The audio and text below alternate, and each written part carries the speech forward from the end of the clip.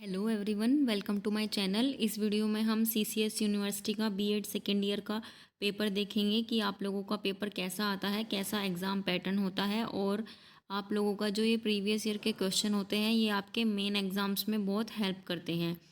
कभी कभी ऐसा होता है कि पूरा पेपर प्रीवियस ईयर से उठाकर ही आप लोगों को दे दिया जाता है, इसलिए आप लोगों को पीवाईक्यू ज़रूर करके जाने चाहिए अपने मेन एग्जामिनेशंस में। तो इसमें क्या होता है, इसमें आप लोगों के 3 सेक्शन होते हैं, section A, section B and section C. आप लोगों का ये 40 नंबर का पेपर होता है। फर्स्ट ईयर में आपका 80 मार्क्स का पेपर होता है और ये इसकी जो ड्यूरेशन रहती है 3 घंटे की आपकी ड्यूरेशन रहती है।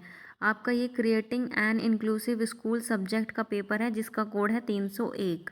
और इसमें जो होता है सेक्शन में आपके 6 क्वेश्चन दिए गए हैं जिसमें से आपको 3 करने हैं। इसमें इंटरनल चॉइस दे रखी है।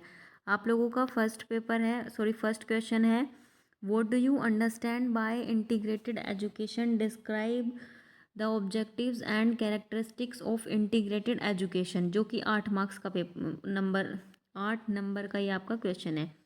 एकीकृत शिक्षा से आप क्या समझते हैं? एकीकृत शिक्षा के उद्देश्यों एवं विशेषताओं का वर्णन कीजिए। या तो आप ये कर सकते हैं या फिर क्वेश्चन नंबर 1 आप लोग ये कर सकते हैं, what do you understand by inclusive education, समावेशी शिक्षा से आप क्या समझते हैं? Right the need, importance and educational provision of inclusive education, समावेशी शिक्षा की आवश्यकता, महत्व एवं शैक्षिक प्रावधानों को लिखिए। अब क्वेश्चन नंबर 2 है आप लोगों का, what do you understand by special education, describe the types of exceptional children, विशिष्ट शिक्षा से आप क्या समझते हैं? विशिष्ट बालकों के प्रकार का वर्णन कीजिए। और में लगा के आपको एक दूसरा क्वेश्चन दिया हुआ है, what do you understand by inclusive school, describe the main characteristics of an ideal inclusive school, समावेशी विद्यालय से आप क्या समझते हैं? एक आदर्श समावेशी विद्यालय की विशेषताओं का वर्णन कीजिए। अब देखिए, स्पेशल एजुकेशन क्या होती है? स्पेशल एजुकेशन होती है जो स्पेशल टाइप के स्टूडेंट्स को दी जाती है। जैसे कि कोई बच्चा है जो कि देख नहीं सकता, कोई बच्चा है जो बोल नहीं सकता या फिर सुन नहीं सकता, इस तरह के बच्चों को जो एजुकेशन दी जाती है उसको हम स्पेशल एजुकेशन बोलते हैं। तो बस आपको यही इस तरह के पॉइंट्स बनाकर आपको डिफाइन करना है कि स्पेशल एजुकेशन क्या होती है। तो इस तरह के बच्चों के लिए स्पेशल एजुकेशन होती है और उनके लिए स्पेशल वहाँ पर जो स्पेशल एजुकेशन का एक अपना अलग सब्जेक्ट होता है। जैसे कि बीएड करते हैं बहुत से लोग स्पेशल एजुकेशन में, तो वो इस तरह के बच्चों को ही पढ़ाते हैं। स्पेशल एजुकेशन जो स्पेशल चाइल्ड है उन्हीं को वो पढ़ाते हैं। अब है आप लोगों का question number 3, why guidance and counselling is necessary for a inclusive teacher, discuss it. एक समावेशी शिक्षक के लिए मार्गदर्शन एवं परामर्श क्यों आवश्यक है, इसकी विवेचना कीजिए। थर्ड के ओर में आपको दिया हुआ है, discuss the rehabilitation council India act 1992। Hindi में देख लीजिए, भारतीय पुनर्वास परिषद अधिनियम 1992 की विस्तृत विवेचना कीजिए। अब सेक्शन बी है आप लोगों का, जिसमें कि आपको अटैम्प्ट करने होते हैं इसमें 4 क्वेश्चंस और आपके टोटल इसमें 8 क्वेश्चंस दिए होते हैं जो कि 2 नंबर के आपके क्वेश्चन होते हैं। आपको इस तरीके से इसमें से 8 नंबर का आप लोगों का ये सेक्शन बी हो जाता है। फर्स्ट है आपका, what do you mean by RCI act.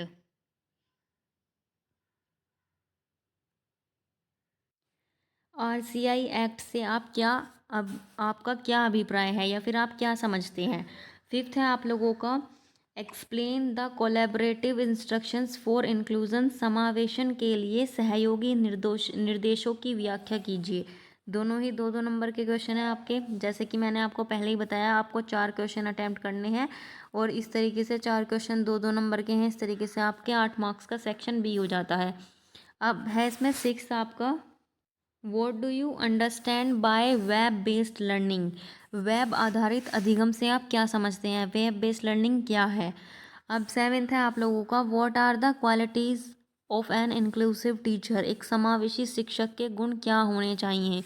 वही गुण क्या होने चाहिए समावेशी शिक्षा के? एजुकेशन जो होती है, इंक्लूसिव एजुकेशन या इंक्लूसिव टीचर, जो मतलब सभी को एक ही एक ही तरीके से पढ़ाए, ये है। इंक्लूसिव एजुकेशन में भी ये होता है, एजुकेशन फॉर ऑल, सभी के लिए समान शिक्षा।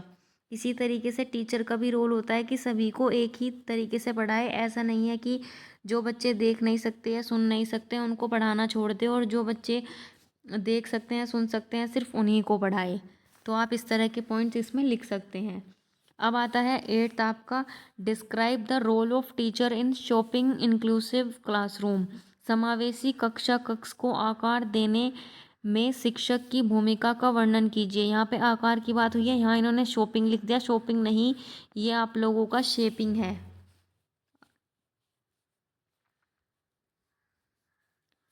9th है आप लोगों का, describe the role of inclusive school in modern times. आधुनिक समय में समावेशी विद्यालय की भूमिका का वर्णन कीजिए। ये आपका 9th है। देखिए यहाँ पर जैसे हमने इसमें इंग्लिश में त्रुटि देखी है, तो इस तरीके से हमने हिंदी में पढ़ा तो हमें अच्छे से समझ में आ गया कि ये क्वेश्चन क्या बोलना चाह रहा है।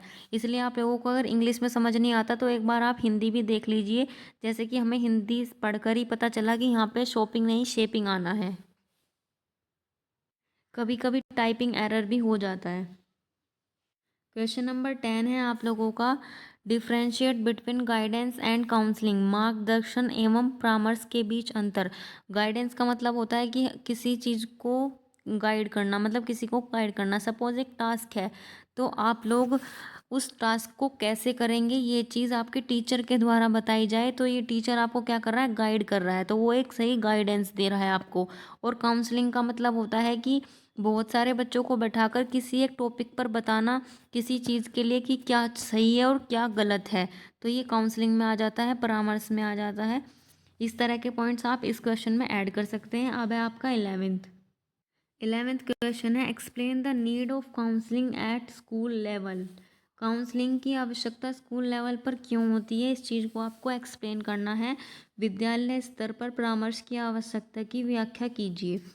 अब आपका सेक्शन सी है जिसमें कि टोटल आप लोगों के 8 क्वेश्चंस आपको करने होते हैं, और आप लोगों के इसमें 10 दिए जाते हैं। 10 में से आपको 8 करने होते हैं। कोई भी 8 आप कर सकते हैं इनमें से, और प्रत्येक क्वेश्चन 1 नंबर का होता है। इस तरीके से आपके 8 अंक का सेक्शन सी होता है। आपका क्वेश्चन नंबर 12 है, inclusive school helps in developing the feelings of. First option है love, second sympathy, third cooperation, fourth all of the above. इसका आंसर है ऑल ऑफ द अबव। समावेशी विद्यालय इन भावनाओं को विकसित करने में मदद करता है। इसमें आप लोगों के ऑप्शन है प्रेम, सहानुभूति, सहयोग, उपरोक्त सभी सही हो जाएगा। क्वेश्चन नंबर 13 है, national institute for national orthopaedic handicapped is situated in. राष्ट्रीय ऑर्थोपेडिक विकलांग संस्थान स्थित है, कहाँ पर स्थित है। 4 ऑप्शन आप लोगों को दिए गए हैं, कोलकाता, चेन्नई, मुंबई, दिल्ली। तो इसका सही उत्तर होगा आपका कोलकाता। और ये अब इसका नाम नेशनल ऑर्थोपेडिक हैंडीकैप्ड इंस्टीट्यूट नहीं रह गया है, अब इसका नाम हो गया है आप लोगों का national institute for locomotor disabilities. Short form है इसकी NILD, जिसका N का मतलब है आपका national institute for locomotor disabilities, मतलब कि लोकोमोटर दिव्यांगजन। डिसेबिलिटीज़ का मतलब दिव्यांगजन ही होता है। अब है what is the full form of PIED। PIED की फुल फॉर्म क्या है, तो इसमें आपको 4 ऑप्शन दिए गए हैं। Project integrated education for the disabled, people integrated education for the disabled, project implemented education for the disabled, project integrated education for the draft. तो इसमें आप लोगों का फर्स्ट ऑप्शन सही हो जाएगा। PIED की फुल फॉर्म है project integrated education for the disabled. Question number 15 है, Louis was the profounder of Braille script. Braille लिपि के जनक लुइस थे, यह बात ट्रू है या फिर फॉल्स है। तो इसमें आप लोगों की ये चीज़ बिल्कुल सही हो जाएगी, इसका उत्तर ट्रू है 15 का आपका। क्योंकि जो ब्रेल लिपि है ये क्या है, ब्रेल लिपि आप लोगों की इस तरह की एक लिपि है जो बच्चे देख नहीं सकते, या जो मतलब या तो बिल्कुल नहीं देख सकते, दृष्टि बाधित बोलते हैं उनको। और जो थोड़ा कमज़ोर दृष्टि होती है, जिनकी आईसाइट वीक होती है, इस तरह के लोगों को पढ़ने और लिखने में मदद करती है ये लिपि। जिसको हिंदी में ब्रेल लिपि बोलते हैं, ब्रेल प्रणाली भी बोल देते हैं, और इंग्लिश में इसको ब्रेल स्क्रिप्ट बोलते हैं। इसके जो जनक हैं, मतलब इसके जो प्रोफाउंडर हैं, वो लुईस हैं। अब है आपका 16, heredity is the main cause of learning disability. तो इसका आपका ये पार्शियली राइट हो सकता है, क्योंकि हेरिडिटी भी लर्निंग डिसेबिलिटीज़ में रोल प्ले करती है, बट हेरिडिटी के साथ साथ एनवायरनमेंट भी इसका फैक्टर है। तो इस तरीके से यहाँ पर ये जो आप लोगों का होगा, ये यहाँ पर फॉल्स हो जाएगा, ये सही नहीं है, ये है आपका फॉल्स। ठीक है, 16 का आपका फॉल्स है, क्योंकि अगर इन्होंने सिर्फ हेरिडिटी की बात करी है, एनवायरनमेंट भी यहाँ पर रोल प्ले करता है, तो इसलिए ये गलत है, सिर्फ हेरिडिटी नहीं। 17 है आपका, dysgraphia is associated with writing. तो ये आपका ट्रू हो जाएगा, 17 का आपका ट्रू। डिस्ग्राफिया लेखन से संबंधित विकार है, हाँ। अब IQ का फॉर्मूला है यहाँ पर, फॉर्मूला ऑफ IQ का यहाँ पर फॉर्मूला दिया हुआ है MA/CA/100। तो इसका ये सही है आंसर, MA/CA/100 ही IQ का फॉर्मूला होता है। तो इसका 18 का आपका ट्रू हो जाएगा। अब 19 है आप लोगों का, national institute for locomotor disabilities is situated in Delhi. तो मतलब कि यहाँ पर दिया हुआ है, ये 13 भी आप लोगों ने देख लिया कि लोकोमोटर डिसेबिलिटीज़ का जो NILD की फुल फॉर्म जो है वो कहाँ पर है, NILD आपका कोलकाता में है, तो इसलिए यहाँ पर ये फॉल्स हो जाएगा। तो इसका आंसर है आपका फॉल्स। और NILD जो है, इसी को वहाँ पर ऊपर बोला गया है national institute for orthopaedic disabilities बोला गया है, आई थिंक, जिसको अब NILD बोलते हैं। अब क्वेश्चन नंबर 20 है आपका, full form of ASD is autism sensory disorder. मतलब कि यहाँ पे बताना है कि ASD की जो फुल फॉर्म है ये सही दी हुई है या गलत है।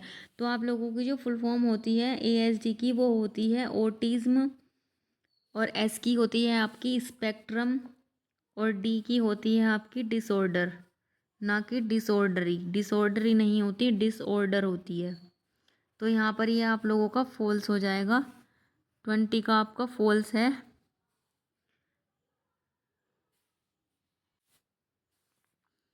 फॉल्स। 21 है आप लोगों का, which organization classified learn hearing loss unit and hearing intensity. यहाँ पर आपको 4 ऑप्शन दिए हुए हैं 21 में। पहला ऑप्शन है आपका सलमन का, और दूसरा है वर्ल्ड हेल्थ ऑर्गेनाइजेशन, तीसरा है RTE एक्ट 2009, फोर्थ है आपका नन ऑफ द अबव।